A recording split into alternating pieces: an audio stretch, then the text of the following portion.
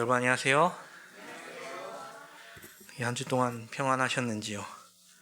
네, 저도 어제 2시에 이제 얀센을 맞고 와서 한동안 멀쩡하길래 아무 일도 없을 줄 알았는데 저녁부터 밤부터 살짝 몸살기가 오더니 아침까지 조금 고생을 했었습니다.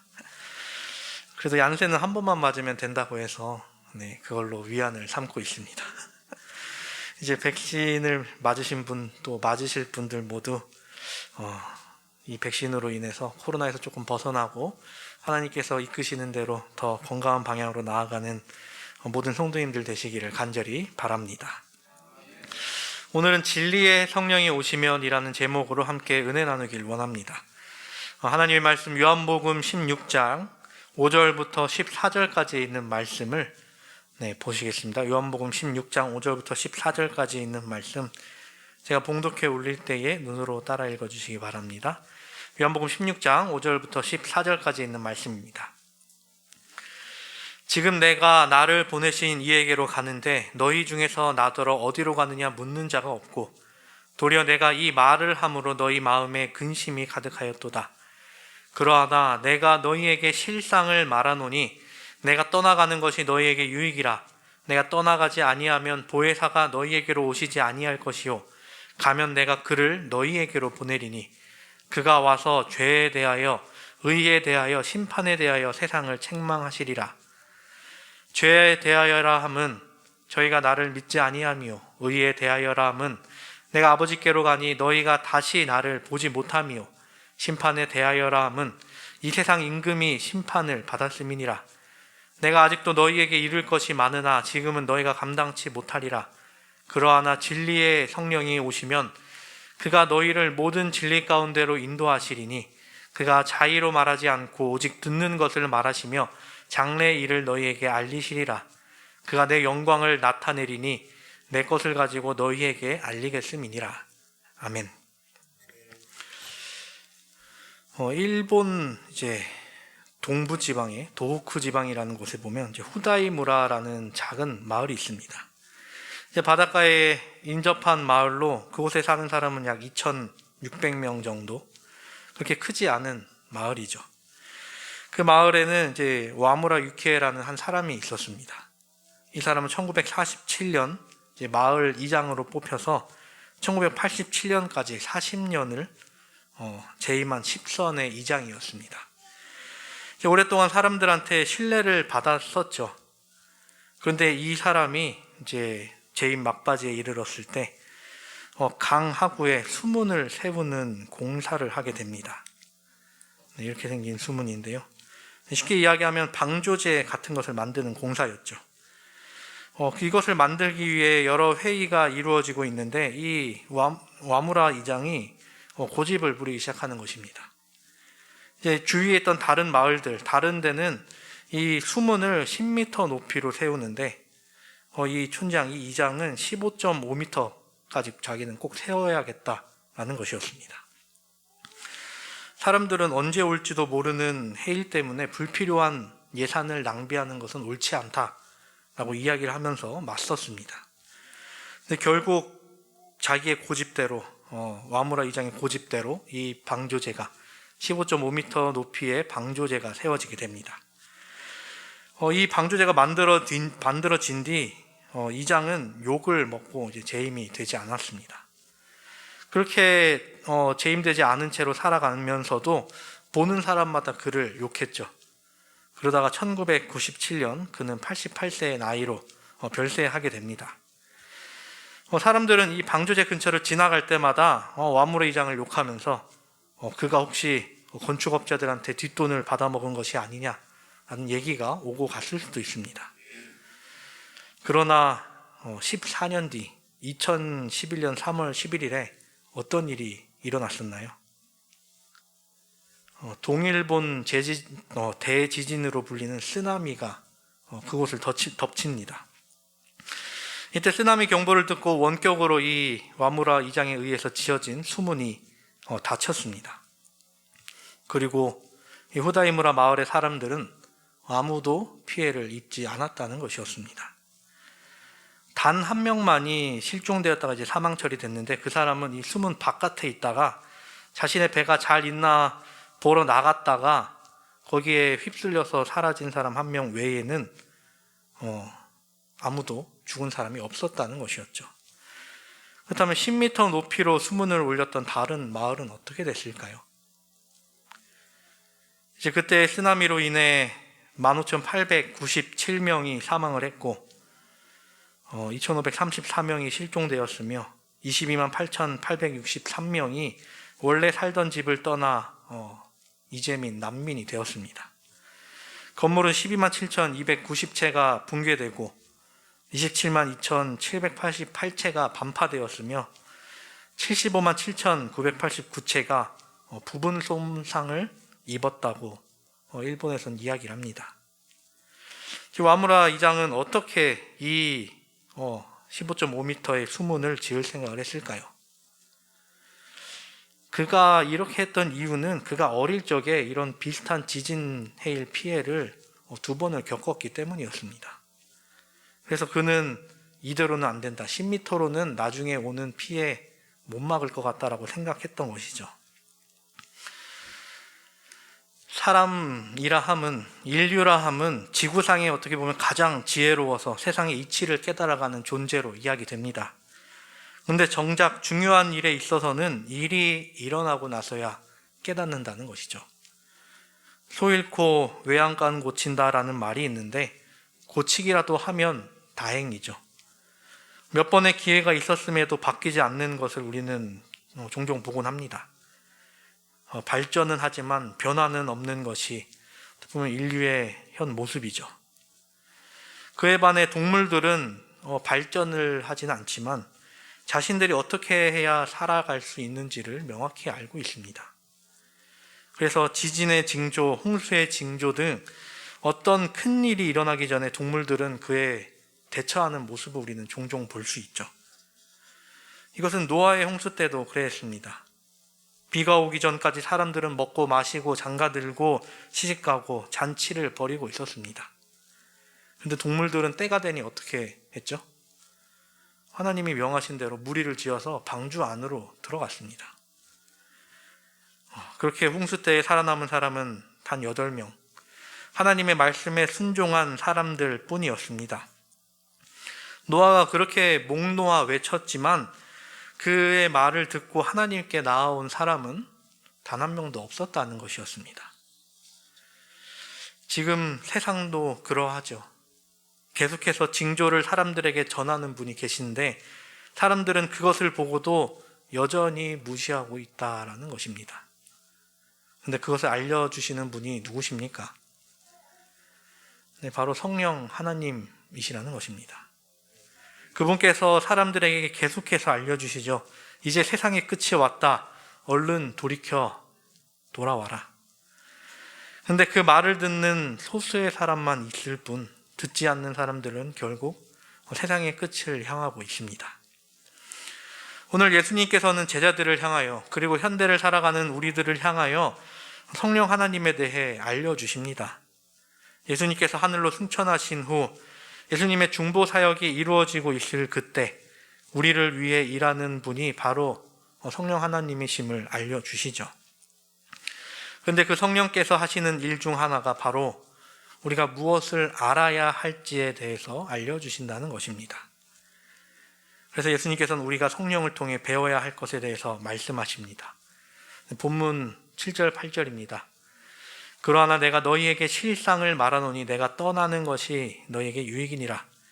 내가 떠나가지 아니하면 보혜사가 너희에게로 오시지 아니할 것이요 가면 내가 그를 너희에게로 보내리니 그가 와서 죄에 대하여 의에 대하여 심판에 대하여 세상을 책망하시리라. 성령께서 우리에게 말씀하시는 것이 바로 죄에 대하여 의에 대하여 심판에 대하여 말씀하시겠다라는 것입니다. 오늘 이 시간 성령께서 우리에게 주시는 이 3가지에 대해서 한번 알아보려고 합니다. 첫째로는 바로 이 죄에 대하여입니다. 여러분, 죄란 무엇일까요? 죄, 라고 하면 우리는 크게 두 가지로 생각해 볼 수 있습니다. 하나는 내가 남에게 상해를 입혔거나 남의 것을 훔쳤거나 하는 범죄 행위를 이야기할 수 있겠죠. 이제 영어로는 guilty라고 하는데, 그리고 우리가 범죄했을 때 경찰서에 잡혀가고 재판에 회부돼 법에 의해 심판을 받게 되죠. 내가 한 일이 죄일 경우 유죄로 판결되고 죄가 없다고 판단되었을지 무죄로 판결되는 과정이 있는 그것 역시 죄라고 합니다. 그리고 다른 하나는 좀 더 어떻게 보면 원론적인 인간의 상태로서의 죄를 이야기할 수 있습니다. 위에 아까 이야기했던 죄를 이야기했을 때 누군가는 나는 누구를 때린 적도 없고 누구를 죽인 적도 누구의 물건도 훔친 적이 없다 하며 자신은 죄가 없는 인간이라고 이야기할 수 있습니다. 그런데 인간의 본질이 악한 이유로 사람이 태어날 때부터 지닌 죄된 품성을 이야기할 수 있죠. 영어로는 이제 sin, S-I-N, sin이라고 표현이 됩니다. 우리가 목사님의 레위기 설교를 통해 어떤 이제 죄와 관련이 있는지에 따라 드리는 제사가 갈리는 것에 대해서 이야기를 했었죠. 인간과 인간 사이의 죄를 해결하기 위해 드리는 제사, 속건제가 있었고, 하나님께 대한 죄를 속죄받고 그 죄를 도말받기 위해 드리는 제사, 속죄제가 있었습니다. 근데 우리가 생각해 봐야 할 것은 성령님께서 이 죄에 관한 개념을 알려주신다는 것이 아닙니다. 우리가 사람이 죄에 관한 개념을 안다 해서 우리가 죄라는 것을 온전히 알 수 있을까요? 아니요. 인간은 그러지 못한다는 것입니다. 내가 남몰래 지은 죄는 아무도 모릅니다. 근데 내가 나조차도 모르게 부지중에 지은 죄도 있는데 우리가 죄에 대해 어떻게 완전하게 알 수 있겠습니까? 근데 그 죄를 누가 알려주신다고요? 네, 성령께서 우리에게 그 죄에 대하여 알려주시겠다라는 것입니다. 죄를 아는 것과 모르는 것, 그것은 어떤 차이가 있을까요? 아마 우리가 살아가는 데는 전혀 문제가 없을 것입니다. 하지만 우리가 그것을 영원히 알지 못한다면 그 죄를 통해 오는 결과 또한 영원히 모르게 될 것입니다. 우리가 성령을 통해 자신의 죄를 깨닫는다는 것은 바로 나 자신이 죄인임을 깨닫게 된다라는 것입니다. 그리고 이어지는 것은 죄의 결과를 알게 되는 것, 그리고 우리가 지은 죄를 슬퍼하는 과정으로 이어지게 됩니다. 이렇게 됐을 때 사람은 죄의 길에서 뒤돌아 하나님께 향하게 되고 생명의 길로 나아가게 되는 것이죠. 이 과정을 우리는 회개라고 부릅니다. 사람을 이 회개의 과정으로 이끄시는 분이 바로 성령 하나님이시라는 것입니다. 인간이 아무리 노력한다 할지라도 사람은 본인의 힘으로, 본인의 능력으로는 그 죄를 벗을 수가 없죠. 근데 성령의 인도하심을 따라 우리의 죄를 발견하고 자복한다면 우리는 그 죄를 벗을 수 있는 길에 서게 된다는 것입니다. 이러한 성령의 인도하심을 따라 하늘로 향해 나아가는 우리 모두가 되기를 간절히 바랍니다. 예수님께서는 죄에 대하여 또 이렇게 이야기하십니다. 죄에 대하여라 함은 저희가 나를 믿지 아니함이요. 여기서 예수님을 믿지 않는 것을 죄라고 이야기를 하시는데 이것이 과연 무엇을 의미하는 것일까요? 그것은 바로 예수님의 존재 자체를 믿지 아니한다는 것입니다. 예수님이라는 존재를 부정하고 예수님께서 주신 기별 전부를 거부하는 것을 이야기합니다. 그런데 어떻게 이것이 죄가 될까요? 사람의 선택에 달려있는 것인데. 예수님을 믿지 않는다는 것은 첫 번째, 예수님의 무죄함을 믿지 못한다는 것입니다. 이것을 믿지 않을 때 이어지는 것은 예수께서 우리의 죄를 없애주신 것을 믿지 못하게 된다라는 것이죠. 그리고 그것이 이어져 우리가 구원의 길을 믿지 못하는 결과를 낳게 된다라는 것입니다. 결국 예수님을 믿지 못한다 함은 구원의 길을 가지 못하고 여전히 죄의 길에 머물게 될 것이기에 이 상태를 죄의 상태라고 이야기할 수 있는 것이죠. 예수님께서 성령을 통해 우리가 예수 그리스도께서 우리를 대신해 십자가에 달려 돌아가심을 믿게 인도하신다는 것. 그리고 그로 인해 우리가 죄에서 돌이켜 하늘로 향하게 하실 것이라는 이야기입니다. 성령의 인도하심에 따라 주 예수 그리스도를 믿음으로 죄에서 돌이켜 하늘로 향한 우리 모두가 되기를 또한 간절히 바랍니다. 성령을 통해 우리가 배우게 될 것 두 번째는 바로 의에 대하여입니다. 10절에 이야기합니다. 의에 대하여라 함은 내가 아버지께로 가니 너희가 다시 나를 보지 못하미요. 의란 무엇일까요? 기본적으로 의라고 하면 생각할 수 있는 개념은 올바른 행실, 혹은 착함, 공정함, 참된 등이 이야기될 수 있습니다.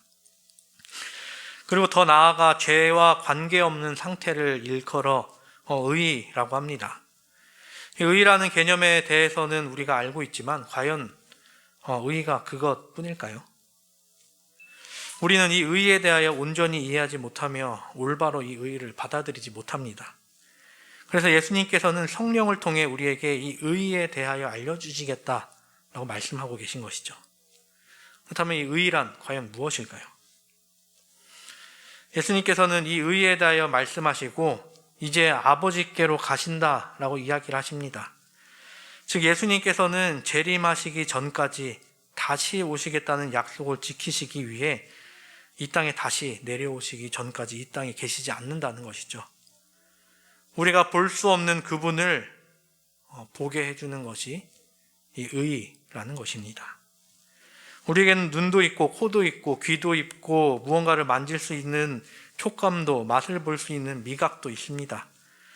그런데 우리가 가진 그 오감으로 아무리 예수님을 경험해 보려 하지만 그것이 가능한가요? 불가능한가요? 그것은 불가능합니다. 이미 이 땅에 계시지 않는 분을 우리가 어떻게 인간의 오감으로 경험할 수 있겠습니까? 그런데 우리가 예수님을 보고 예수님의 음성을 듣고 예수님을 만지고 예수님을 느끼고 예수님의 사랑을 맛보게 해준다는 것이 의라는 것이죠. 예수님 자체를 경험케 해주는 것이 의라는 것입니다. 우리가 예수님과 닮게 되어 더 이상 이 땅에 계시지는 않지만 예수님을 만날 수 있게 해주는 것이 의가 된다라는 것입니다. 그렇다면 그 의는 우리가 어떻게 해야 얻을 수 있는 것일까요? 우리가 이 땅 위에서 더 착하게 살고 더 도덕적으로 살며 더 공정하게, 더 참되게, 더 정직하게 살면 우리가 그 의라는 것에 도달할 수 있을까요? 우리가 하나님의 말씀에 순종한다고 하면서 율법을 글자 그대로 하나하나 다 지키면 우리가 의를 얻어낼 수 있는 것일까요? 아니요. 우리가 아무리 노력한다 할지라도 우리의 능력으로는 그 의를 이루어낼 수 없습니다. 그것에 대해서 알려주시는 분이 바로 성령 하나님이시라는 것이죠. 사람이 아무리 노력해도 죄를 씻어낼 수 없듯이 사람이 아무리 노력해도 의를 얻을 수 없다는 것을 깨닫게 해주시는 분이 성령 하나님이십니다. 우리가 죄에서 돌이켜 회개하여 올바른 길로 인도되는 것이 의로 향하는 길, 의로 가는 길입니다. 그리고 예수님께서 입혀주시는 의의 옷을 입었을 때 비로소 우리가 의롭게 된다는 것을 알려주신다라는 것입니다.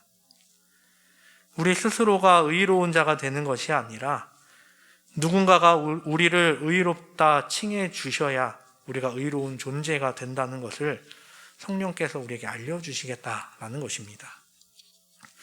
이것에 대하여 알지 못하고 본인 스스로가 의로워지기 위해 노력하게 된다면 어디까지 이룰 수 있을까요? 누구보다 선한 사람으로서 성인 군자가 되고 열반에 이르러 부처가 될까요? 결국엔 모든 수고가 허사로 돌아가게 됨을 깨닫게 될 것입니다. 그런데 성령께서 우리를 인도하심에 따라 우리가 그곳에 나아가게 될 때에 하늘에 계신 예수 그리스도와 우리가 이어져 구원자로부터 의롭다함을 칭함받는 우리가 될 것입니다. 성령께서 알려주시는 의로, 예수님께서 입혀주시는 그 의로 그 올바른 길을 따라 나아감으로 그 의에 도달하는 우리 모두가 되기를 간절히 바랍니다. 성령을 통해 배우게 될 것 마지막은 심판에 관하여입니다. 11절에 이야기합니다. 심판에 대하여라 함은 이 세상 임금이 심판을 받았음이니라.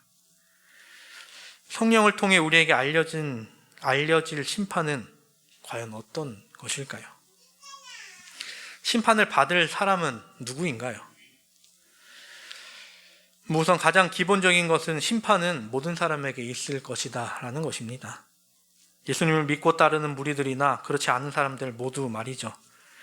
그런데 마지막 날의 심판의 주된 목적은 어떻게 보면 그리스도를 따르는 무리들보다 다른 존재에게 그 심판이 더 크게 다가온다는 것이죠.